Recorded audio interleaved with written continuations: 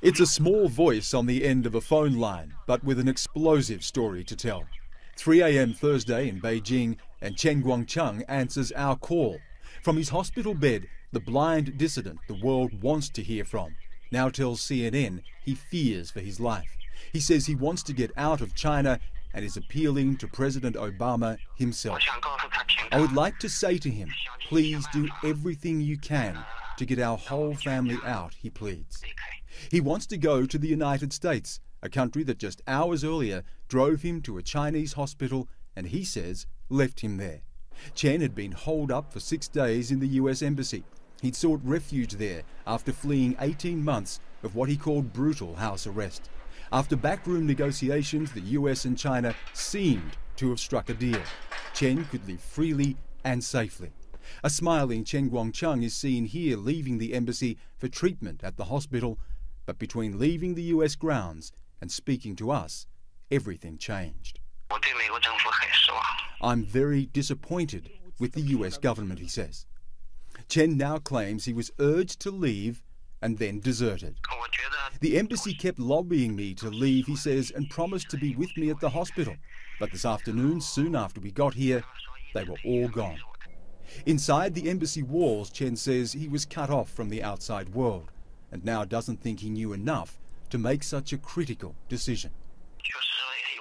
At the time, I didn't have a lot of information, he says. I wasn't allowed to call my friends from inside the embassy. I couldn't keep up with the news, so I didn't know a lot of what was happening. What was happening, he now says, was that his family back in their village was being terrorized. After discovering Chen had escaped, he says police turned on his wife. She was tied to a chair by police for 2 days, he tells us. Then they carried thick sticks to our house, threatening to beat her to death. If he didn't leave the embassy, Chen said, his wife was told she would pay the price. They said they would send her back to Shandong and people there would beat her, he says. Each time CNN has tried to independently confirm these claims, we've been physically ejected from Chen's village by guards. This day, Chen passed the phone to his wife, Yuan Weijing. Like her husband, she says there is no future for them here. After seeing the reality, we both want to leave this place with our kids as soon as possible. It is very dangerous for us. All of this has played out with Secretary of State Hillary Clinton in Beijing for trade talks, overshadowed now by the Chen drama. Secretary Clinton saying, quote, Chen has a number of understandings with the Chinese government about his future, including the opportunity to pursue higher education in a safe environment. US officials insist they did not fail Chen. All procedures were followed.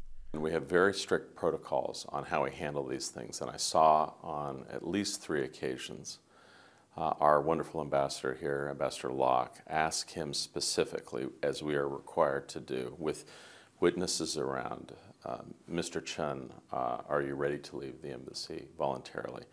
And each time he said, zo, which means let's do it, let's go. The US maintains Chen always insisted that he wanted to stay in China. He didn't want to leave. He never sought political asylum. Officials also maintain that China never made known to them any threats, nor did officials speak to Chen about any physical or legal threats to his wife or children.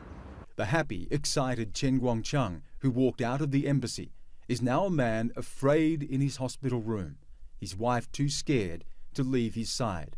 Together they say it over and over. Please, get us out of here. We are in danger, Chen says. If you can talk to Hillary Clinton, I hope she can help my whole family leave China. A day that seemed to start as a new beginning for Chen Guangcheng and his family has now ended in an all too familiar state of fear.